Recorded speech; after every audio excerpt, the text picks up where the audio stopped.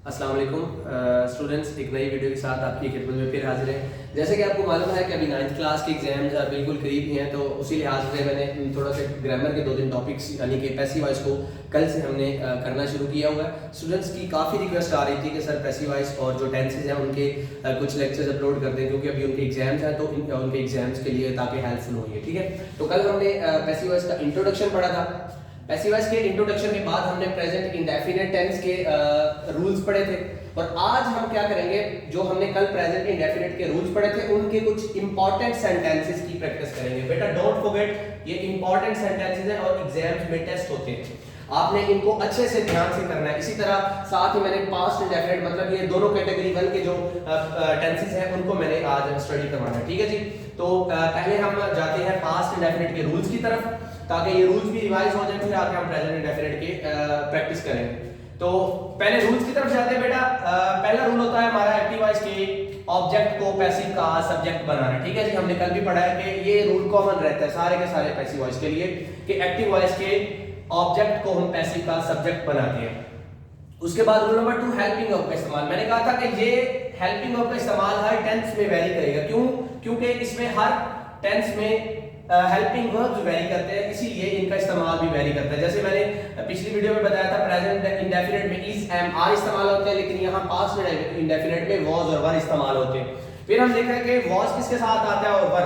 Was बेटा आई, ही, she, it या कोई सिंगुलर नाउन आ जाए तो उसके साथ क्या आता है? वॉज आता है। जबकि यू, वी, दे या कोई प्लूरल नाउन आ जाए तो उसके साथ बेटा वर आता है, ठीक है। ये हमने बाकी मेन वर्ब का इस्तेमाल, मेन वर्ब की थर्ड फॉर्म इस्तेमाल होगी, बाय का इस्तेमाल एज जो हमने कल पढ़ लिया है। और लास्ट वाला रूल, एक्टिव वॉइस के सब्जेक्ट को पैसिव का ऑब्जेक्ट बनाते हैं, ठीक है जी। ये इस रूल को उल्टा दिया जाता है।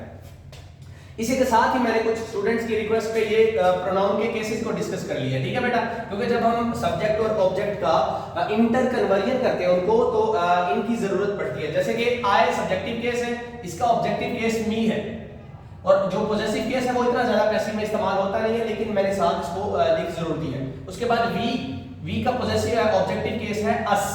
यू का ऑब्जेक्टिव केस यू ही है। ही का ऑब्जेक्टिव केस हिम है बेटा। शी का ऑब्जेक्टिव केस हर है। इट का ऑब्जेक्टिव केस इट ही है, और दे का ऑब्जेक्टिव केस देम है, ठीक है। तो हम जब इनको पैसिव वॉइस में कन्वर्ट करते हैं तो इनकी हमें जरूरत पड़ती है। तो आए पहले प्रेजेंट इंडेफिनिट के और फिर उसके बाद पास्ट इंडेफिनिट के सेंटेंसेस करेंगे। तो प्रेजेंट इंडेफिनिट के हमने कल रिवाइज किया था कि इधर वॉज वर की जगह इज, एम, आर आना है, और इज, एम, आर आना किसके साथ है? आई के साथ एम आता है, ही, शी, इट या सिंगुलर नाउन के साथ इज आता है, और वी, यू, दे या प्लूरल नाउन के साथ बेटा आर आता है। तो मैंने कहा था सबसे पहले इसका जो काम है वो हमने आइडेंटिफिकेशन करनी है। शी सब्जेक्ट, लाइक वर्ब, और एप्पल्स क्या है? ऑब्जेक्ट। तो हम स्टार्ट करते हैं। पहला रूल होता है हमारा एक्टिव वॉइस के ऑब्जेक्ट को पैसिव का सब्जेक्ट बनाना है। तो एप्पल्स एक्टिव वॉइस का ऑब्जेक्ट किसे हमने सब्जेक्ट की जगह लिख दिया। दूसरा रूल होता है हेल्पिंग वर्ब का इस्तेमाल। चूंकि एप्पल्स प्लूरल है तो यहां हम आर का इस्तेमाल करेंगे। दूसरा रूल भी हो गया। थर्ड रूल, मेन वर्ब की थर्ड फॉर्म, लाइक की थर्ड फॉर्म होती है लाइक्ड। उसके बाद चौथा हमारा रूल बाय का इस्तेमाल, बाय लगा देंगे। और पांचवा हमारा इस्तेमाल एक्टिव वॉइस के सब्जेक्ट को पैसिव का ऑब्जेक्ट बनाना। जैसे मैंने कल बताया था कि शी यहां सब्जेक्टिव केस में है, अब जब यहां जाएगा तो वो ऑब्जेक्टिव केस में कन्वर्ट हो जाएगा। जैसे कि मैंने उधर भी लिखा हुआ है, शी का ऑब्जेक्टिव केस हर है। एक सेंटेंस। दूसरा सेंटेंस, वी सब्जेक्ट है हमारे पास, यूज वर्ब है, मिल्क ऑब्जेक्ट है, और ये क्लॉज है कोई, ठीक है जी। तो हमारा कंसर्न क्लॉज से नहीं होता, हमने इसको ऐसे जहां लिखा है वहीं लिखने देना। हमारा कंसर्न सब्जेक्ट, वर्ब और ऑब्जेक्ट की तरफ है। तो क्या लिखेंगे जी? मिल्क। चूंकि मिल्क, ठीक है जी, मिल्क नाउन है, सिंगल है, इसको हम एज अ सिंगल इस्तेमाल करेंगे। Milk is, milk is. अब हमने हेल्पिंग वर्ब इज इस्तेमाल किया। उसके बाद यूज हमारा मेन वर्ब है, उसकी थर्ड फॉर्म आएगी यूज्ड। Milk is used. उसके बाद हमारा अगला रूल है बाय का इस्तेमाल। बाय, वी की ऑब्जेक्टिव केस अस, और आखिर पे लगा देंगे फॉर मेकिंग चीज। स्टूडेंट्स इधर एक बात नोट करने वाली है, हम लोग इस मेकिंग चीज को बाय अस से पहले भी लगा सकते हैं, ये जुमला गलत नहीं होगा। उसके बाद नेक्स्ट हमारा है the mother loves the children. बेटा यहाँ चिल्ड्रन प्लूरल ऑब्जेक्ट है, ठीक है जी। जब प्लूरल ऑब्जेक्ट इधर आएगा तो हम इसको सब्जेक्ट बनाएंगे पैसिव का, तो क्या होगा द चिल्ड्रन और लव फर्स्ट फॉर्म है, इसकी थर्ड फॉर्म होगी लव्ड। उसके बाद हमारा बाय का इस्तेमाल, और अब चूंकि यहाँ कोई प्रोनाउन नहीं है, नाउन है, तो नाउन एज सच उधर वैसे ही चला जाएगा। ये हमारा थर्ड सेंटेंस हो गया बेटा। उसके बाद हमारा नेक्स्ट है she does not solve this sum, ठीक है जी। शी सब्जेक्ट है, डज नॉट हमारा डज हेल्पिंग वर्ब है, जिसको हमने कल सपोर्टिंग वर्ब कहा था, ये मेन वर्ब है, और ये क्या है जी हमारा ऑब्जेक्ट है। तो क्या लिखेंगे इसको, दिस सम। मैंने कल बताया था कि ये जो डू डज है वो खत्म हो जाते हैं, इसकी जगह हमारा is am are helping verb आता है। दिस सम इज, चूंकि नॉट लगा हुआ है तो नॉट को ऐसे वैसे लगा देंगे। सॉल्व फर्स्ट फॉर्म है इसकी, सॉल्व्ड थर्ड फॉर्म सॉल्व्ड होगी। उसके बाद बाय, शी की ऑब्जेक्टिव केस क्या होती है, हाय। इसी तरह नेक्स्ट, अब ये हमारे पास इंट्रोगेटिव आ गया, सिंगल इंट्रोगेटिव है जी, ठीक है जी। तो मैंने कहा था सिंगल इंट्रोगेटिव के लिए जगह छोड़ देंगे इधर, हमारे सब्जेक्ट वाले रूल के पास चले जाएंगे, ठीक है जी। तो हमारा जो नया आने वाला सब्जेक्ट होगा द टीवी, ठीक है जी। उसके बाद सेकंड रूल है हमारा हेल्पिंग वर्ब पे इस्तेमाल, चूंकि टीवी सिंगुलर है इसके साथ क्या आएगा, इज आएगा। इज डू की जगह आया, डू को हम कैंसिल आउट कर देंगे, इज द टीवी। उसके बाद हमारा क्या है जी, नॉट है, ये इंट्रोगेटिव नेगेटिव सेंटेंस है बेटा, ठीक है। वॉच फर्स्ट फॉर्म है इसकी, सेकंड फॉर्म थर्ड फॉर्म होगी जी वॉच्ड, और बाय दे का जो ऑब्जेक्टिव केस होता है और लास्ट पेज पे क्वेश्चन होगा। लास्ट मैंने कल बताया था बेटा, हु को बाय हूम में कन्वर्ट करना है सबसे पहले, बाय हूम। उसके बाद हमारा हेल्पिंग वर्ब आएगा, इसकी बिना पर द टी सिंगुलर है, bye whom is the T. और उसके बाद हमारा मेन वर्ब है जी मेक की, अच्छे अक्सर बच्चे मेक लिख देते हैं बेटा, मेक की थर्ड फॉर्म मेड होती है, ना के मेड, मेक्ड, ठीक है जी। तो ये इस तरह made, bye whom is the T made. ये हमारे हो गए प्रेजेंट इंडेफिनिट के सेंटेंसेस। उसके बाद हम जाते हैं अपने पास्ट इंडेफिनिट के सेंटेंसेस। जी बेटा, पास्ट हमें कैसे पता चलेगा, चूंकि ये वर्ब की थर्ड फॉर्म है, ठीक है जी। अब डिड नॉट हो गया तो आगे फर्स्ट आ जाएगी, डिड नॉट आ गया तो आगे फर्स्ट आ जाएगी। लेकिन ये जब एग्जेक्टिव सेंटेंस में हमारी हमेशा सेकंड फॉर्म इस्तेमाल होती है। ये देखें रैन, ठीक है जी, कॉट, ठीक है। अब हम पास्ट इंडेफिनिट के सेंटेंसेस की तरफ चलते हैं जी। बेटा सबसे पहले शी हमारा subject, bought main verb, 5 video film हमारा क्या हो जाएगा ऑब्जेक्ट। हम क्या लिखेंगे, 5 वीडियो फिल्म्स। चूंकि ये बेटा प्लूरल है तो हम इसके लिए वर का इस्तेमाल करेंगे, ठीक है जी। 5 वीडियो फिल्म्स वर। बॉट सेकंड फॉर्म है बेटा, इसकी थर्ड फॉर्म भी बॉट है जी, बॉट। उसके बाद हम इस्तेमाल करेंगे बाय का, 5 video films were bought by. She की जो ऑब्जेक्टिव केस होती है वो हर होती है, ठीक है जी। शी की ऑब्जेक्टिव केस हर। नेक्स्ट, अच्छा उसके बाद we did not hear a sound. Next बेटा डिड नॉट आ गया तो हमें पता है आगे फर्स्ट फॉर्म आएगी, ठीक है जी। अब ये वी क्या है हमारा सब्जेक्ट, डिड नॉट हमारा हेल्पिंग वर्ब, मतलब डिड हमारा हेल्पिंग वर्ब और नॉट हमारा जो निगेशन के लिए हम इस्तेमाल करते हैं कंजंक्शन। तो आ साउंड हमारा नया आने वाला सब्जेक्ट है, आ साउंड। साउंड चूंकि सिंगुलर है तो उसके साथ बेटा वॉज आएगा।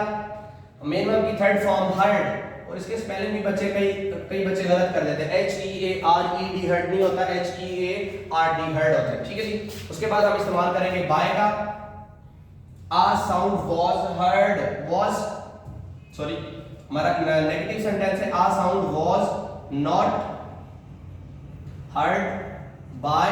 हमारा नया आने वाला ऑब्जेक्ट होगा जी अस, वी की ऑब्जेक्टिव केस अस होती है। इसी तरह अब हमारा इंट्रोगेटिव आ गया, why did she write such a letter. मैंने कहा था डिड डू डज तीनों खत्म हो जाएंगे, ठीक है। तो हमारा डबल इंट्रोगेटिव है, दो की जगह छोड़ेंगे हम लोग, डायरेक्टली हमारे ऑब्जेक्ट के पास आ जाएंगे जी। Such a letter, such a letter हमारा ऑब्जेक्ट है। इसके बाद हम अपने हेल्पिंग वर्ब की तरफ जाएंगे, वॉज, चूंकि सिंगुलर है, such a letter was such a letter. उसके बाद मेन वर्ब की थर्ड फॉर्म रिटन। उसके बाद शी को हम कन्वर्ट कर देंगे हर में, क्योंकि इसका ऑब्जेक्टिव केस है। अब हमने क्वेश्चन वर्ड छोड़ा हुआ है व्हाई, वैसे का वैसे ही हम स्टार्ट में लगा देंगे, क्योंकि ये हु नहीं है तो ये वैसे का वैसे ही आ जाएगा। इसी तरह who he took away my books. यहां माय बुक्स बेटा यहां एक पॉइंट समझने वाला है। कुछ स्टूडेंट्स ये बुक्स को देखकर यहां प्लूरल लगा देते हैं जो कि बिल्कुल गलत है। बेटा बेसिकली एक कॉन्सेप्ट होता है डायरेक्ट और इनडायरेक्ट सब्जेक्ट का। तो यहां हमारे पास डायरेक्ट सब्जेक्ट माय है और इनडायरेक्ट सब्जेक्ट बुक्स है। लिहाजा हम जो अपना हेल्पिंग वर्ब इस्तेमाल करेंगे वो डायरेक्ट सब्जेक्ट के मुताबिक करेंगे, ना कि इनडायरेक्ट। तो माय बुक्स वॉज, मेरी किताबें, माय बुक्स वॉज। बेटा टेक की थर्ड फॉर्म होती है taken. My books was taken. इसके बाद बाय का इस्तेमाल करेंगे, उसके बाद माय बुक्स टेकन के बाद अवे का इस्तेमाल भी होगा जी।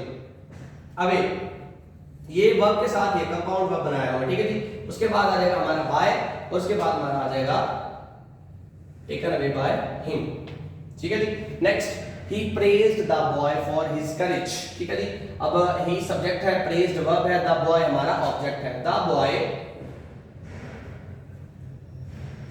boy was, चूंकि बॉय सिंगुलर है, was थर्ड फॉर्म प्रेज की, praised, ठीक है जी। was praised by him for his courage। मैंने कहा था जो सब्जेक्ट वर्ब ऑब्जेक्ट के अलावा जो भी चीज होगी सेंटेंस को हम उसको लास्ट में लिख देंगे। A car rain over an old man. तो एन ओल्ड मैन हमारा न्यू आने वाला सब्जेक्ट है जी। एन ओल्ड मैन चूंकि ये सिंगुलर है तो वॉज थर्ड फॉर्म इसकी होगी रन। थर्ड फॉर्म इसकी रन होगी, ठीक है, रन ओवर। उसके बाद हमारा बाय का इस्तेमाल बाय द कार, ठीक है जी। They caught the thief। The thief हमारा न्यू आने वाला सब्जेक्ट होगा, was caught, ठीक है जी, caught। The thief was caught by them। देखिए जो ऑब्जेक्टिव केस होगी वो them होगी। तो ये थे स्टूडेंट्स हमारे कुछ प्रेजेंट इंडेफिनिट के सेंटेंस की प्रैक्टिस की है हमने और कुछ पास। स्टूडेंट्स इस बात को ना भूलिएगा, मैंने पहले बताया कि ये एग्जाम के लिए टेस्टेड इंपॉर्टेंट सेंटेंसेस है, इनको अच्छे से इनकी आप लोगों ने प्रैक्टिस करनी है इंशाल्लाह। हम नेक्स्ट पास्ट हमने जो हमारी दूसरी कैटेगरी शुरू होने वाली है जिसमें प्रेजेंट कॉन्टिन्यूअस और पास्ट कॉन्टिन्यूअस के सेंटेंसेस हैं, कल हम उनके पहले रूल्स देखेंगे और इसी तरह उनकी कल सेंटेंसेस की प्रैक्टिस करेंगे इंशाल्लाह। नेक्स्ट वीडियो में हम प्रेजेंट इंडेफिनिट और प्रेजेंट कॉन्टिन्यूअस और पास्ट कॉन्टिन्यूअस को स्टडी करेंगे जी। वस्सलाम।